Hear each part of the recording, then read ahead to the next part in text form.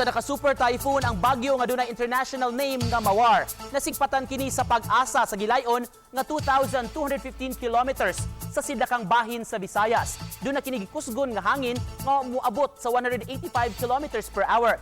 Bisan pa man nagkakusog kini, mihina-hinuon ang paglihok niini paduol sa Philippine Area of Responsibility.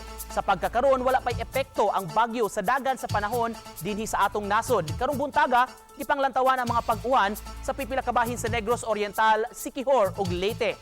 Apan unyang hapon uwanon ang ubang bahin sa Central ug Eastern Visayas kini base sa rainfall forecast sa Metro Weather. Posibleng masinati ang heavy rains sa pipila ka lugar busa kanunay kapuso nga mag-alerto sa hulga sa pagbaha ug pagdahili sa yuta.